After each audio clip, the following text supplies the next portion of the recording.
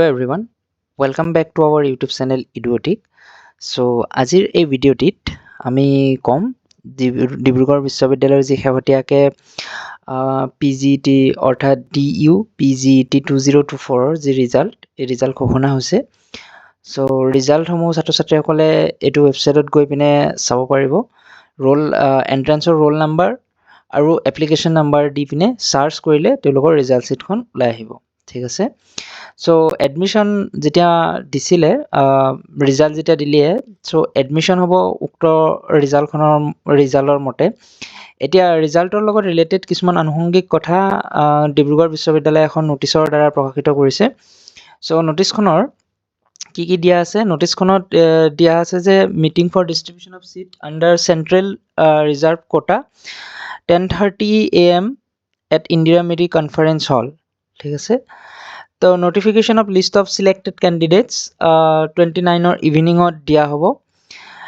তাৰপিছতে কি হ'ব, আমাৰ যিসমূহ এডমিশ্যন হ'ব এডমিশ্যন ডেটসমূহ দিয়া হৈছে 31 জুলাই বুধবাৰে MA MSc applied geology, Bodo, chemistry, economics, English, MAd, physics, philosophy আৰু ষ্টেটিষ্টিকৰ এডমিশ্যন হ'ব। 1 আগষ্ট তাৰিখে অৰ্থাৎ বৃহস্পতিবাৰে MCom in finance and MCom in মাৰ্কেটিঙৰ এডমিশ্যন হ'ব। লগতে MA MScৰ anthropology, Assamese, education, history, mathematics, life science, zoology and বটানীৰ এডমিশ্যন হ'ব। আনহাতে 2 তাৰিখ ফ্ৰাইডে MA MScৰ বিভিন্ন কোৰ্চ যেনে applied psychology, geography, political science, sociology, biotechnology and bioinformatics, mass communication, women studies, MCA আৰু MTTMৰ এডমিশ্যন প্ৰচেছ হ'ব। আনহাতে মানডে 5 আগষ্টত admission of the candidate selected under endowment category all subject. যিবোৰ ছাবজেক্টত কি আছে এণ্ড'মেণ্ট কেটেগৰীত আছে, অৰ্থাৎ তেওঁলোকৰ কি হয় এটা পাৰ্চেণ্ট বেছিকৈ তেওঁলোকে ফিজ দিব লগা হয় ওৱান টাইম অফ এডমিশ্যন। তো তাৰ বাবে পাৰ্টিকুলাৰ ডিপাৰ্টমেণ্টবোৰত এণ্ড'মেণ্ট ছিট আছে। এই এডমিশ্যন ৰিলেটেড আমি এটা ভিডিঅ'ত অলৰেডি কৈছোঁ তাৰ এডমিশ্যনৰ বিষয়ে। লগতে বিভিন্ন ডিপাৰ্টমেণ্টৰ যি ফিজ ষ্ট্ৰাকচাৰসমূহ ভিডিঅ'টিৰ শেষত দি দিম, গতিকে ভিডিঅ'টি আপোনালোকে গৈ তাত চাব পাৰে। এতিয়া এডমিশ্যন প্ৰচিডিঅ'ৰ কেনেকৈ হ'ব সেইটো চাওঁ আহক। এডমিশ্যন প্ৰচিডিঅ'ৰ কমপ্লিটলি অফলাইন মোডত হ'ব। চ' ডেটকেইটা অলৰেডি কৈ দিয়া হ'ল। Notices of provisionally selected candidates and date of admission for all the department will be uploaded on 29/7/2024. 29 July তাৰিখে যিবোৰ ছাত্ৰ ছাত্ৰীয়ে প্ৰভিশ্যনেলি ছিলেক্টেড হৈছে সেই পাৰ্টিকুলাৰ ছিট কেইটাত বা সেই পাৰ্টিকুলাৰ কোটাত, তো তেওঁলোকৰ লিষ্টখন 29ত দিয়া হ'ব। আৰু তাৰপিছতে 31ৰ পৰা আৰম্ভ হ'ব এডমিশ্যন প্ৰচিডিঅ'ৰ।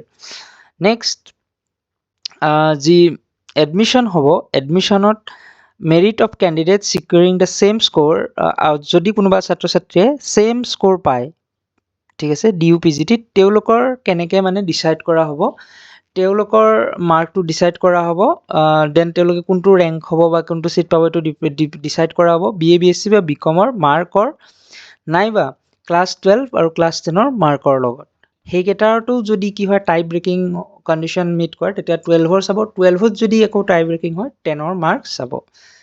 এতিয়া যিবোৰ প্ৰভিশ্যনেলি ছিলেক্টেড ছাত্ৰ ছাত্ৰী যি এডমিশ্যনত আণ্ডাৰ বিভিন্ন কেটেগৰীৰ ভিতৰত থাকিব, তেওঁলোকেনো কি কৰিব লাগিব, কি ডকুমেণ্টছ তেওঁলোকে দিব লাগিব? A print copy of online application submitted along the photocopies of all the testimonials. That means যিখন অনলাইন এপ্লিকেশ্যন তোমালোকে ছাবমিট কৰিছিলা, সেই ছাবমিট কৰাৰ লগতে যিবোৰ তথ্য পাতি দিছিলা সেইবোৰ সকলোৰে ফটোকপি লাগিব।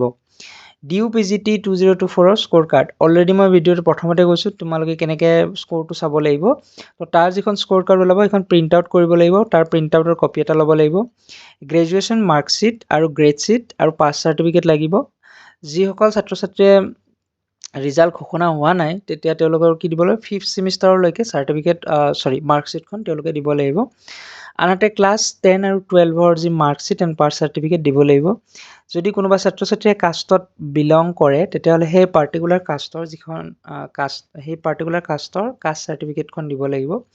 যদিহে কোনোবা EWS কেটেগৰীত এপ্লাই কৰিছে তেতিয়াহ'লে কি দিব লাগিব, EWS সাৰ্টিফিকেটখন দিবলৈ লাগিব আনহাতে যদি ফি ৱেইভাৰ বেনিফিট পাবলৈ কোনোবা ছাত্ৰ ছাত্ৰীয়ে এপ্লাই কৰে তেতিয়াহ'লে ডমিচিয়েল সাৰ্টিফিকেট নাইবা PRC সাৰ্টিফিকেট অসমৰ লাগিব আনহাতে income certificate for fee waiver স্কিমৰ বাবে তেওঁলোকে ইনকাম সাৰ্টিফিকেটখন বনাব লাগিব আনহাতে আণ্ডাৰটেকিং অন প্ৰভিজনেল এডমিশ্যন যেটো ফৰ্মেট ইয়াৰ লগতে দিব তো সেই ফৰ্মেটটো ফিল আপ কৰিব লাগিব all documents in original for producing before the admission committee সেইদিনা যিহেতু ডকুমেণ্টছ ভেৰিফিকেশ্যন হ'ব গোটেইখিনি ডকুমেণ্টছ কি লাগিব অৰিজিনেল ডকুমেণ্টছ তেওঁলোকে কমিটিয়ে চাব আৰু এডমিশ্যন ফিছৰ কাৰণে তেওঁলোকে যিখন নোটিছ লিখি দিছে এডমিশ্যন ফিছ কোৰ্ছ ফিছৰ বিষয়ে আমি অলৰেডি ভিডিঅ' বনাইছোঁ এই ভিডিঅ'টিৰ শেষত তোমালোকে পাই যাবা সেই ভিডিঅ'টিত গৈ পিনে চাব পাৰা admission fees course fees already ক'লোঁ তোমালোকে অনলাইন মোডত দিব লাগিব ইউজিং দ্য ডেবিট কাৰ্ড অৰ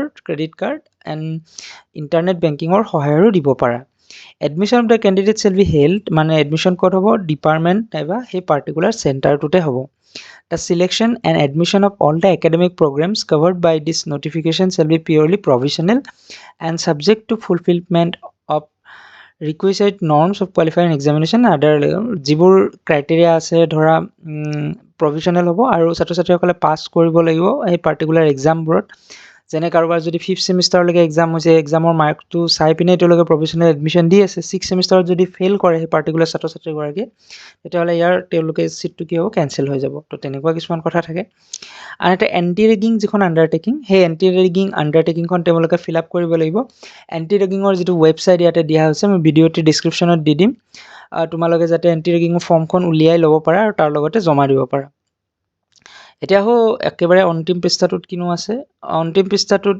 দিয়া হৈছে যে information related to the fees পে'মেণ্টৰ যদি কিবা ইনফৰমেশ্যন লাগে তেতিয়াহ'লে ডিজিটেল লঞ্চ ডিব্ৰুগড় বিশ্ববিদ্যালয় এই পাৰ্টিকুলাৰ পে'মেণ্ট ফেচিলেশ্যন চেণ্টাৰত তোমালোকে যোগাযোগ কৰিব লাগিব নেক্সট টাইমিং হ'ল ৰাতিপুৱা 10 বজাৰ পৰা 4:30লৈকে তোমালোকে যোগাযোগ কৰিব পাৰা accepted mode of payment already ক'লোঁ যে মেচিন থাকিব মেচিনত ডেবিট কাৰ্ড বা ক্ৰেডিট কাৰ্ড আদি কৰিব লাগিব আৰু অনলাইন পে'মেণ্টো কৰিব পাৰি আনহাতে কেছ ডিপ'জিটটো মানে তেওঁলোকে লিষ্ট প্ৰিফাৰ মোড বুলি কৈছে একেবাৰে শেষত উপায় নাথাকিলেহে কেছ ডিপ'জিট তেওঁলোকে ল'ব the candidate must keep handy duly seal and sign original admission confirmation slip ঠিক আছে এডমিশ্যন কনফাৰ্মেশ্যনৰ কাৰণে ডিউলি চাইন আৰু চিলটো সেইটো ল'ব লাগিব online application number or form register phone number for online transaction valid Aadhaar card পে'মেণ্টৰ কাৰণে এইখিনি বস্তু লাগিব তোমালোকৰ লগত